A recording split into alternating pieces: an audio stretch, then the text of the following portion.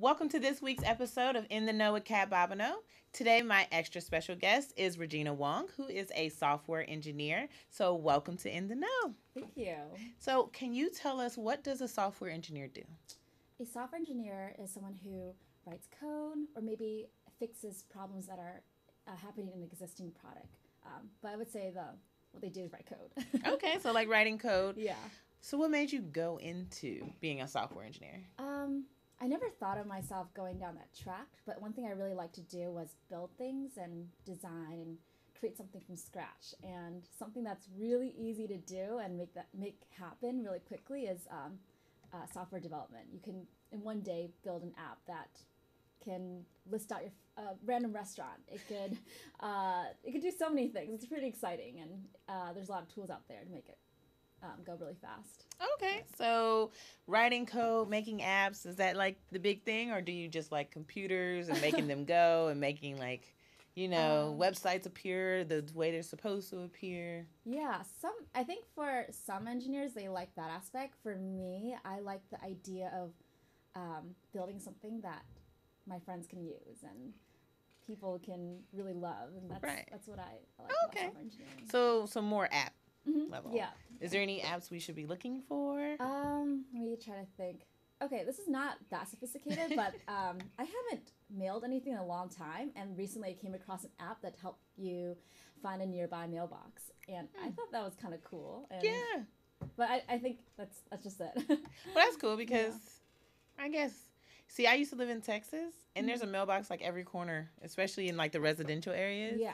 There's mailboxes in the residential area. You don't even have to leave. But Yeah. here, yeah, you got to search for it. I mean, it's like I see it all the time, but then that one day when I need to mail something out, I'm like, where do I go? Yeah, no, I totally understand. There's probably should be an app to find payphones. Yeah. There's probably should be that type of app right now. Something like... I don't even know how many payphones exist. Probably 7. Yes. But if you lost your phone or for whatever reason your phone died, it would be... Oh, then you can use the app. Yeah. Okay, well, never mind. Use your friend's app. Yeah. I just played myself. Yeah. Got it. Okay. But so anyway, going into software engineer, what school did you go to? I went to Michigan. I studied psychology, actually. Oh, okay. And I was like on a pre-med track, and after I graduated, I wasn't too sure what I wanted to do, but I knew I liked events planning, and through that I found a job at a startup. It was events planning, but being that it was a startup, it quickly turned into like sales, marketing, PR, turned into everything, and that's how I got into kind of the startup world, and kind of got exposed to engineering as well, because I was constantly talking to engineers on the team, giving suggestions, and watching all this happen and getting exposed to everything. Okay. But yeah. So how was that transition from like psychology and pre-med on into now you're a software engineer? It's kind of crazy because it's really strange how that can happen. And but it happens though. Does. You know, most people's paths are not linear. There's always this ups and downs and sideways. So yeah, absolutely. And I feel that here in like startups, what most people value is work ethic and hard work and the motivation to learn. And I think once you have that, you're capable of having all these different opportunities, and things can change through that. Right. So where did you get your education and your background in software engineering? So I did a lot of like free coding classes online for a while. There's one that I loved called 1 Month Rails. Okay. It's in my opinion the best. I love 1 month, and I did that for a little bit, but I felt like I needed like a stronger foundation, so I enrolled in a boot camp, and that was like a 3-month process, and they kind of taught you from scratch, like all the basics, all the fundamentals, but they put you through this program kind of as a way to teach you how to learn and how to figure things out when you don't know what to do. And so with that in mind, the goal is, after 3 months, when you land your first software engineering role, it's up to you and your responsibility to keep learning and keep asking questions and never stop, basically. Right. So do they offer like additional classes once you're got the job, like to help you keep Yeah, learning? absolutely, totally. Because it's software development's always changing, and there's and where different companies prefer this particular stack, or another company is like, oh, I really want to focus on this. So you just always have to be expected to learn and take up side courses. Okay. So, I mean, I'm straight science, so I don't know anything about being like software or anything like that. Mhm. But you're saying there's all these different, our jobs are wanting these different types of ways to do the software engineering. Yeah, they'll say I would like our code written in this language, or I would like this type of technology being used because maybe it's more efficient, or maybe we have very specific needs, or they have their own reasons. And Okay. as a developer, you kind of have to try your best to meet these needs and adapt. So are all the coding languages, are they all different, like super different, like speaking English versus speaking Spanish? Or is it they Um, have like an underground, I mean, not an underground, underlying like similarity, like French and Spanish have an underlining Yeah, I similarity? would say that's a better analogy. Like there are some like fundamentals, like concepts that can be applied between different coding languages. Um, but my first language is Ruby, and I was told that whatever language I learn, I'm always going to have like a Ruby accent when when I'm like coding other languages, and Okay. I think that's kind of interesting. And Do you yeah, find that to be true? Do you see yourself when you're uh, coding to have like a Ruby accent? totally, because I sometimes when I don't understand something, I love it when I'm talking or I'm discussing it with a different engineer if he could explain it through how it would be done in Ruby, and then like and then he'll explain, oh, that's what it looked like in JavaScript. And Okay. yeah, it's quite interesting. What I find more fascinating is so my last company, a lot of engineers were from China. So a lot of they're still learning English, but they're really good developers. So it's kind of exciting to see how they can code so well, but then when it comes to like Like communicate, talking yeah, with someone? personally, they're like, Yeah. let's pause a little bit, slow down. Yeah, Well, I guess you can figure coding is like a universal language, you know? yeah, So, I mean, they probably all have this way of coding and have understanding of it yeah, versus verbalizing and yeah, actually speaking. totally. I can see that. Yeah. I mean, that's kind of the same thing in science. I mean, when you're talking about taxonomy or even like viruses and stuff like that, like Hmm. it's all the same around the world. Oh yeah. But speaking and verbalizing Yeah. it to people would be like, no, no, this is what I'm trying to Yeah, let me draw say. it out for you. Right. Let's look at pictures. Right, right, right. I feel that way. Have you ever been overseas? Not for long periods of time. Yeah. Yeah, the first time I went, like when I was growing up, I went to Chinese speaking countries, which is where I grew up speaking Chinese. Mm-hmm. But the first time I went to a country where like I could not like have anything help me, it was in Japan, and that Okay. was pretty exciting. I Yeah. had to like do a lot of I had to have a dictionary around me. I had to ask a lot of people, and it's kind of interesting. It Being lost. is. Yeah, because I went to China and I Mhm. don't know the language. Yeah. And it's interesting and trying to eat. And Yeah. you're just like, no, I'm just pointing at pictures. Oh my I don't gosh. know. Yes. It's Yes. the same. Just this. Yeah. This is what That's I enough, and you yeah. like pray. Yeah. Like, I hope this is deliciousness. Yeah. But yeah. Mhm. So let's talk about your schooling in psychology. Like, Yeah. what made you even want to go into psychology at first? I I love learning about people. I love learning about myself, and so psychology was like a awesome major because I kind of felt like I was just learning about me the whole time. Yeah. A little bit narcissistic sounding, but Yeah, and that's okay. yeah, I like studying why people are the way they are, why they behave. Sometimes it's all like, sometimes it's just like chemical process. Maybe they're happy, they're sad. Right. It's all like sometimes you just sit back and think, oh, why are you feeling this way, or why are you, maybe it's like your age, and Mm-hmm. there's so many factors, and it's so exciting to think about that. That's cool. So before you went to college and you studied psychology, Mhm. growing up, what was your idea towards Oh. STEM or going into these types of this type Um, of degree?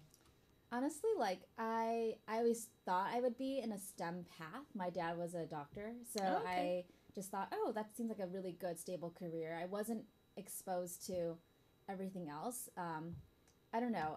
I think my relationship with STEM was just like, this is a good stable path to go down, and you'll have a lot of good opportunities through it, and Right. it's very challenging, and yeah, that's that's about it. So you have that background in STEM with your Yeah. family and Yeah. saying, "Oh, this is a good job. These are good Yeah. jobs. I can do Yeah. this job." Exactly. Yeah, and but did you have? I guess I would say, did you have a lot of background in engineering before you left college and started working with people, or when was your Honestly, introduction to software engineering? not too much. I took some classes. So I took a physics class that had us learn a little bit of Python to model what we were learning. Oh, okay. But it wasn't like here's an intro to coding. It's just like here, and hopefully learning how to code will help you understand physics more. But That's an interesting way to do it. It definitely was. I found it very, I don't know, it was a very interesting course, but nothing too formal.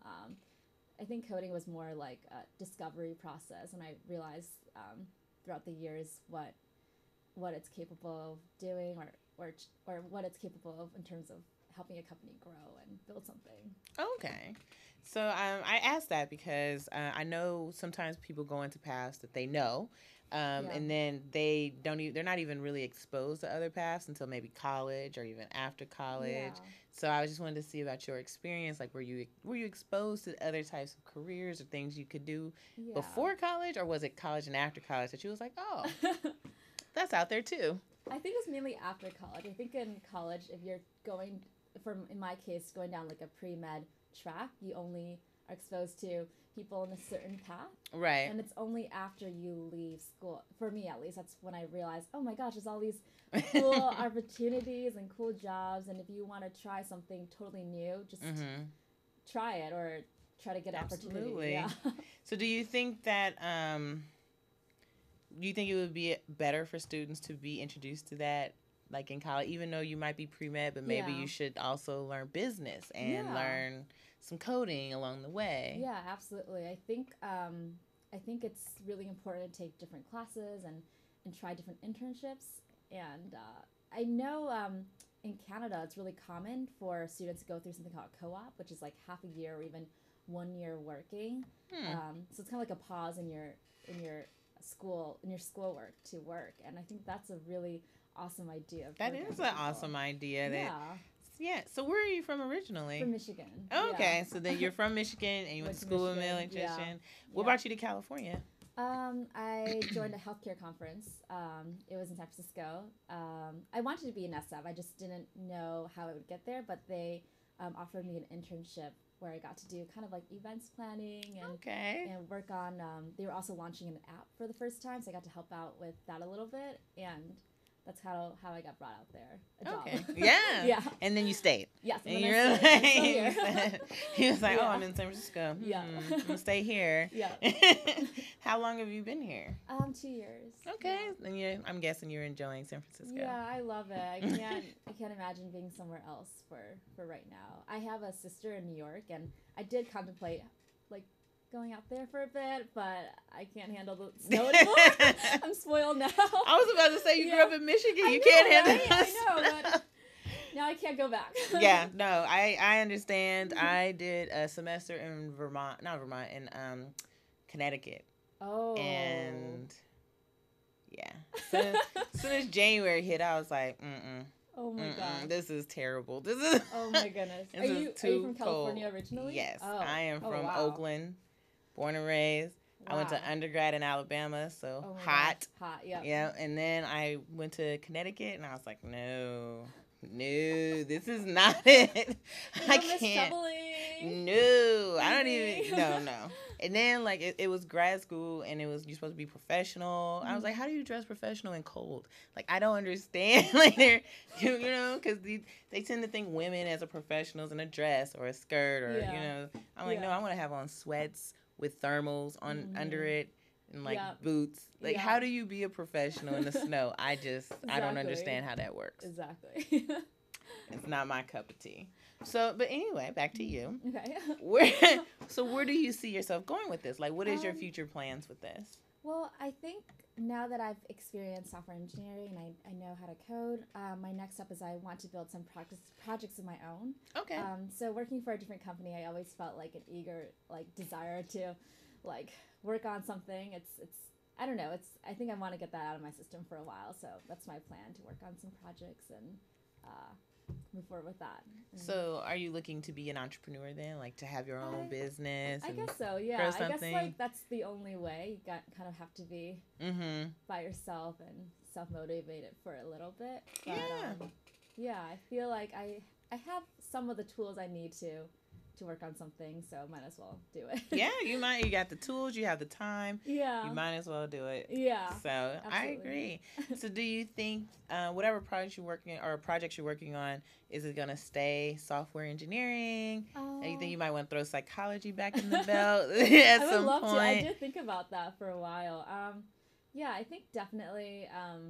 I like building websites, and I think that's going to be part of whatever I do. Yeah. I mean, you can always get paid to build other people's websites. Yeah, absolutely, you know? Absolutely. So yeah, it doesn't have to be necessarily yours, but you can definitely get paid to your expertise, like a consultant. Absolutely. Or building people's website, like all that stuff is available. Yeah, totally. So do you see like software engineering going away ever? I know computers are like taking over the world, but what do you think might surpass that? Or is that ever a thought? I can't imagine it going away. I think everything is moving towards tech in some sense. Even things that you never thought would be tech is now moving toward that direction. Oh, yeah. I totally agree. Like, medicine is definitely moving into the tech realm. Absolutely. I read articles about it. I mean, you can test your heart rate already is being monitored. You can do that and running and all that stuff. Gosh, so totally. Yeah, I've seen like what is it got, the stethoscopes being connected to apps, and like they make these now, and you can connect them and talk to doctors halfway across the world. And I didn't know that one. Okay. That's really cool. Yeah, it's I just have this fear that we are. You ever seen the movie WALL-E? No, I haven't. Oh, okay. It's all right. It's a cartoon movie. But anyway, in the movie, like, technology is so... We use technology for everything to the point that humans become obese and sit in a chair and they don't even have to move because food's delivered, drinks delivered, your TV's right there. They can monitor your health right there. Yeah. So it's kind of like no reason for you to even go anywhere or move because it's all touch of a finger. That's true. So that's my fear of technology. Like, no, we need to be outside. Well, we can build technology to get people out, and then like Pokemon Go. Yeah, exactly. I hear they're coming out with like a Harry Potter version. Oh my gosh, that would do so well. Oh man, that would be even crazier. I feel. It would be. I think so. I think because Pokemon is a phenomenon, of course. Yeah. But I think Harry Potter is an even bigger phenomenon. I think and then I don't know, but I don't know what you would do with the game. Yeah. You can go out and just do wizardly tricks. I don't know. Yeah.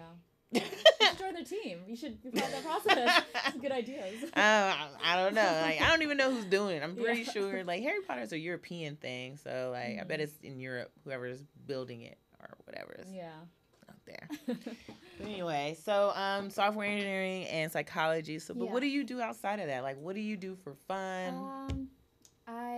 I'm trying to get into running a little bit. Okay. I realize it's a really good way to see the city. I don't see the city enough. In San Francisco, it's really easy to stay in like one neighborhood forever and then like not really see other things. Right. So I've been doing that lately. But I don't know. I just I like a lot of different things and just kind of pick it up when I go. It changes every month. I feel. It changes every month. You get to try a new thing every month. Yeah. You should think about doing cycling. Oh. Because I know that they like have bike tours for San Francisco. Ooh. Yeah, you can like do it as a group or you do it by yourself, rent a bike, but just like cycle through San Francisco, find things. That sounds amazing. Yeah. Like a group cycling tour? Yeah, you can do it as a group or like if you and some friends want to do it yourself, they'll give you a map and then you can just follow the map and do it yourself. Oh, that's awesome. Yeah. I've seen people do, there was on Thanksgiving, I saw something on Reddit. People were cycling the path of a turkey.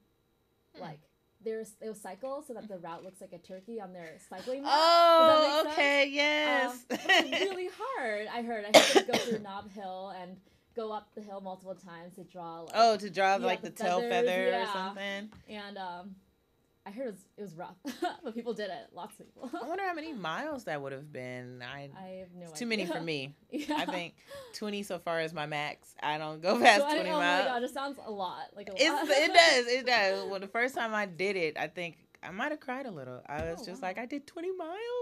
Oh my gosh. But then I know people who do like 40, 50, Wow. Centurion, 100 miles. Oh my Yeah, gosh. I don't. That's not my life. So. I'm not a part of that. But then also hiking. Have you been hiking out here yet? Not yet. I would love to.